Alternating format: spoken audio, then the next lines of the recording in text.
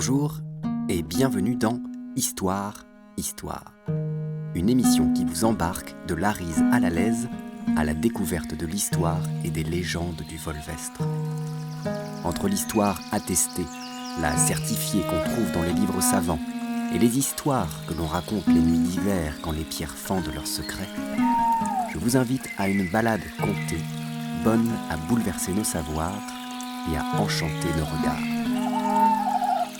Histoire, un podcast proposé et soutenu par l'Office du tourisme et la communauté de communes du Volvestre.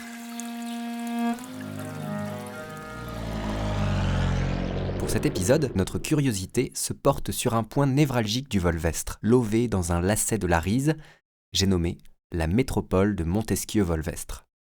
Pour le Béotien fraîchement débarqué, c'est une ville ancienne qu'il a sous les yeux. Avec ses édifices en briques à colombage et pans de bois, sa place centrale carrée avec ses arcades anciennes, sa vaste halle en bois du XVIe siècle montée sur de forts piliers de briques et de pierre. Et le tout surplombé par une magnifique église fortifiée du nom de Saint-Victor avec sa tour octogonale à 16 pans. On dit que la ville fut fondée en 1238 sous l'impulsion du sieur Raymond VII, comte de Toulouse. Mais l'histoire de la ville est cependant plus ancienne. Et pour la raconter, venez avec moi, il faut remonter la pente. La ville, auparavant, se tenait sur les hauteurs, bien au-dessus de l'Arise, autour d'un castera, un château sur motte remontant à l'époque carolingienne, voire gallo-romaine, et qui, aujourd'hui, a donné son nom à la colline, le Castera. On entend d'ailleurs dans Castera, Castel, Château. Je vous invite à faire la balade sur ce sommet. On comprend pourquoi la ville s'appelle ainsi.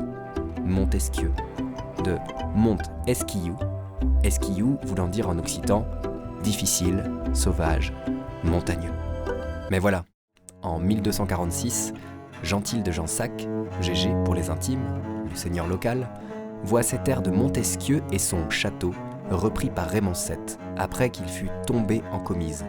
En gros, on n'a pas renouvelé son bail. Et c'est donc à ce moment-là, en 1246, que Raymond VII décide d'établir en bas de la colline une bastide. On parle de bastide pour évoquer des villes nouvelles. Elles furent majoritairement créées dans le sud-ouest de la France entre 1233 et 1373.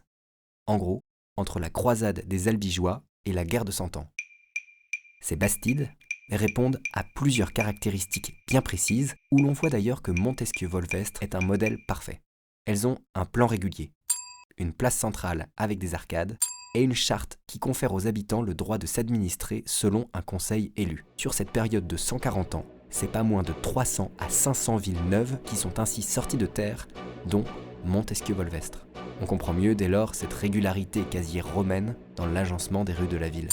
Mais tout n'est pas rose dans cette cité de vieilles briques. Quoiqu'elle fût bâtie sous l'impulsion du comte de Toulouse, elle se trouve par la suite incluse dans le comté de Foix-Béarn en tant qu'étape indispensable au seigneur pour rejoindre ces deux territoires distants entre Foix et Orthez. Sur la carte, le territoire de Montesquieu-Volvestre devient un atoll dangereusement incrusté. Sans compter les pestes noires de 1348 et 1362, la ville est encore frappée de plein fouet par l'immémorial conflit qui oppose le comte de Foix à celui d'Armagnac, lequel dévaste la ville d'ailleurs en 1376. Enfin, lorsqu'Henri IV, roi de France et de Navarre, accède au pouvoir, la ville revient à la couronne de France pour y couler des jours heureux. Et voilà pour le rappel historique. Mais n'importe quoi l'autre, comme il solutionne tout. Et les guerres de religion, t'as oublié ? Ah oui, c'est vrai. Effectivement. Au XVIe siècle, la ville est aussi le théâtre d'affrontements violents entre catholiques et protestants. Il faut dire que non loin d'ici, au Mas d'Asile, se tenait un haut lieu du protestantisme. En 1625, un siège de plus d'1 mois y fut mené, opposant 1000 protestants retranchés, certains dans la grotte du Mas d'Asile, face à 14 000 hommes de l'armée royale. Imaginez l'ambiance. Et c'est là que la grande histoire rejoint la petite histoire. Celle qui n'influence pas le cours de nos vies, mais qui pourtant bouscule nos imaginaires et nos émotions. À la façon d'un Roméo et Juliette gascon, où l'on aurait troqué les Montaigu et les Capulettes par des catholiques et des protestants, une singulière histoire est arrivée à quelques kilomètres de Montesquieu, au château de Fornex, résidence principale du comte de Foix-Rabat. Imaginez la France au XVIe siècle, alors divisée en puissants comtés et surtout au bord de la guerre civile. En ces temps-là, le comte de Rabat, fiefé catholique associé au sénéchal du Languedoc, livrait bataille contre le royaume de Navarre, étiqueté quant à lui protestant. derrière les hauts murs du château, Angéline, la fille du comte de Rabat, faisait ses heures dans son oratoire. On imagine aisément le quotidien d'une jeune fille catholique de haute naissance à cette époque. Ses perspectives d'aventure n'allaient sans doute pas plus loin que 4 murs et des prières pour le salut de son père devant ses ennemis. Et parmi les ennemis déclarés de son père, se trouvait au premier rang la famille de Montbrun. Mais voici qu'un jour, alors qu'Angéline sortait de l'église de la Bastide de Besplat, un groupe de calvinistes, férus de réforme et fulminant fièrement, se mirent à l'insulter et à la rudoyer. Elle, la catholique, cette pauvre grenouille qui marne dans le bénitier d'une religion viciée. Et c'est à ce moment-là qu'Ernest de Montbrun, jeune commandant de la garnison du château de Domazan et fils de la famille Honny de celle d'Angéline, n'écoutant que sa droiture et son courage, s'interpose pour protéger la belle. Depuis ce jour, Angéline, dans son oratoire, ne priait plus seulement pour le salut de son père. Le temps passa, et pas grand-chose n'arrivait au château. Mais voilà qu'une nuit, alors que le comte s'était absenté en d'autres seigneuries, des coups pressés furent frappés à la porte du château. C'était Ernest de Montbrun, le jeune capitaine de Domazan. Il était blessé, poursuivi par des cavaliers protestants. « Entrez, vite, vite, et que personne ne vous voie !» dit-elle, n'écoutant que son instinct, son courage, son devoir, sa dette d'honneur et peut-être bien son cœur. Elle remercia son écuyer pour sa discrétion et fit porter le jeune homme blessé dans son oratoire. Il y resterait au secret le temps de recouvrer la santé. Angéline savait que si son père venait à découvrir le jeune homme et connaissant sa haine tenace et sans merci, il le tuerait à coup sûr. Les jours passaient.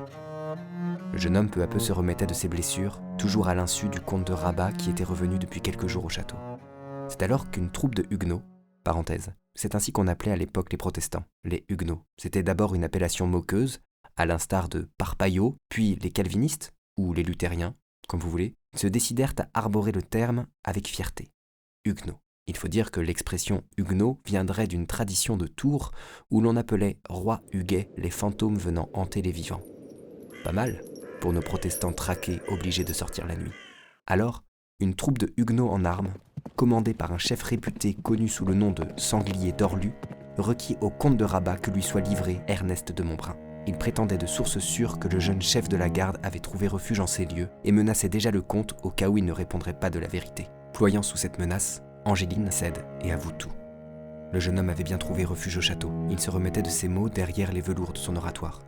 Ivre de rage, le comte, la dague à la main, courait déjà vers l'oratoire pour achever subito cet homme, cet amour naissant, et venger son honneur. Comment ?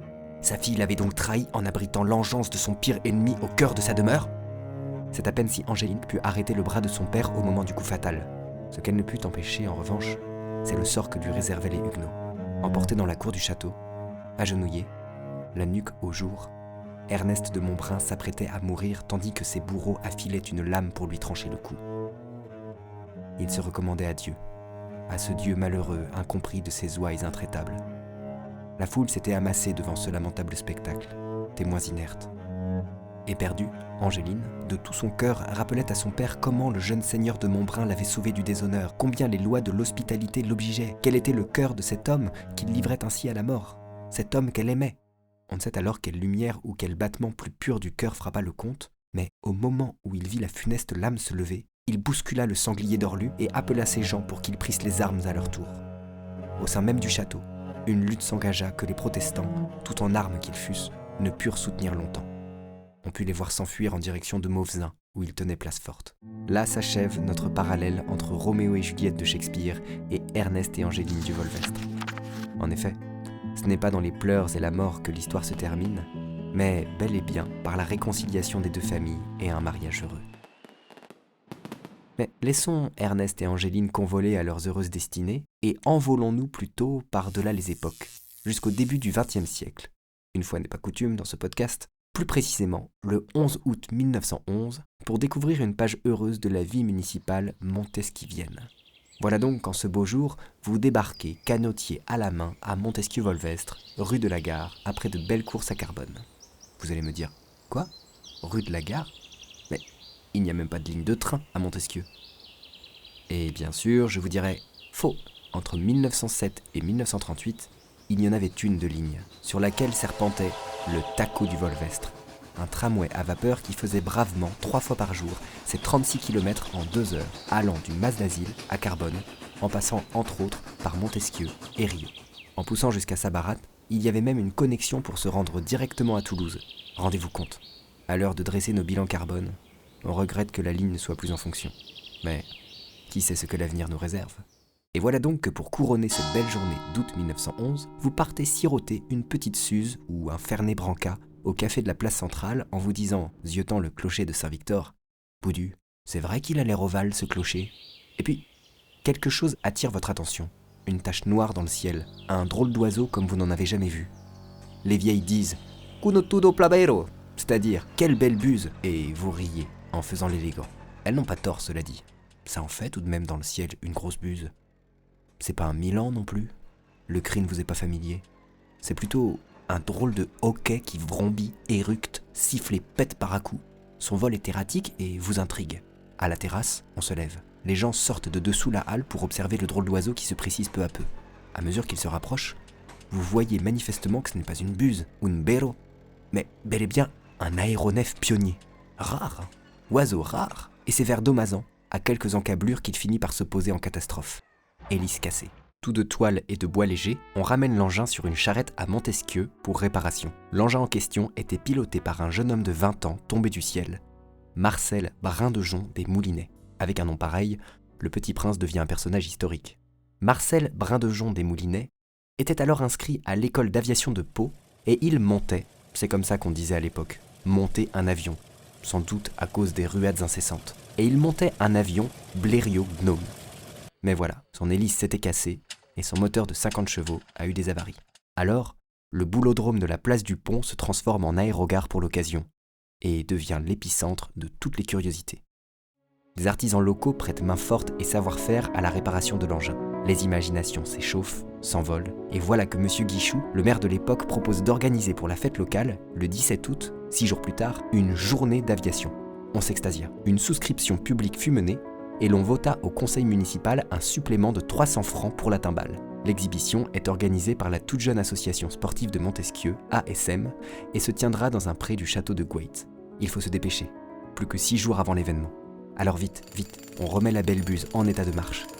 Le 13 août, première tentative de décollage, mais malheur, une roue crève. La seconde tentative, elle aussi, se solde par un échec. Quant à la troisième, à croire que l'amour parfois vous met du plomb dans l'aile, voilà qu'une des personnes chargées de retenir l'avion pendant qu'on fait vrombir le moteur pour en accroître la poussée reste accrochée par son alliance à la carlingue, décidément. Mais à la quatrième, c'est la bonne. Et l'oiseau s'envole avec son passager, non sans avoir rasé de près la haie du bout du champ. Enfin, le jour J arrive. Et en ce 17 août, de toutes les campagnes, on se presse pour assister au décollage du jeune pionnier volant et de sa monture. Mais avant d'avoir les yeux au ciel, paraît-il qu'on regardait à terre pour savoir s'il n'y avait pas quelques jaloux de Rieux qui auraient semé des clous. Mais non, la buse décolle sans encombre et l'événement est un grand succès. Vous comprenez mieux désormais pourquoi la place devant le boulodrome s'intitule aujourd'hui Place Brindejon des Moulinets. Et ce ne sont pas là les seuls faits d'armes de ce gamin de 20 ans à l'œil renard et bravache. En novembre de cette même année, il cherche à battre le record de hauteur en vol. Mais les conditions météo sont mauvaises, trop de vent. Qu'importe, il décolle du stade toulousain et ce qui devait arriver arriva. Il fait 100 mètres de chute, puis s'écrase sur le toit de l'école des Minimes avant de finir dans un champ. Mauvais vent et surtout le carburateur bouché par un prospectus. Enfin, c'est pour ses faits d'armes pendant la guerre de 14-18 qu'il demeure connu, pour ses missions de reconnaissance décisives ou en tant que chasseur pionnier. Le 18 août 1914, presque 4 ans jour pour jour après son passage à Montesquieu, son avion camouflé fut abattu par 2 Newport français, près de Verdun. Et déjà notre balade se termine. Il reste tant à dire sur Montesquieu-Volvestre qu'il faudra bien que nous y revenions un jour. Entre-temps, promenez-vous dans ces rues, étonnez-vous de leurs noms, découvrez d'un œil curieux les panneaux indicatifs. François de Bertrand de Molleville, né à Montesquieu en 1744, futur intendant de Bretagne et inventeur du sécateur. Mieux vaut couper des roses que des têtes. Les trésors de l'église Saint-Victor, ses ouvrages et ses reliques. L'étonnante présence d'un tableau d'un grand peintre du début du 19e siècle, Girodet, avec le Christ mort soutenu par la Vierge, tableau qui est parti plus tard en voyage aux États-Unis pour restauration et qui fut exposé à New York, Cleveland, Chicago. Guillaume Ibos, un des plus grands chanteurs d'opéra de la Belle Époque, ami de Guillaume Massenet et qui revint à Montesquieu-Volvestre terminer ses jours. Le moulin de Barreau, dont il était question dans l'épisode sur les rivières du Volvestre. Dans la beauté de ces paysages, c'est donc à un voyage vertical, à la fois dans les profondeurs de l'histoire, la connaissance du lieu et en élevant nos imaginations qu'il faut se préparer en abordant Montesquieu-Volvestre. Mais dans Volvestre, n'y a-t-il pas volver, comme un revenir ? C'était Histoire, Histoire, un podcast proposé et soutenu par l'Office du tourisme et la communauté de communes du Volvestre. Écrit et réalisé par Gabriel Tamalet, en association avec la compagnie Présence Monde. À bientôt pour d'autres épisodes sur les chemins du Volvestre.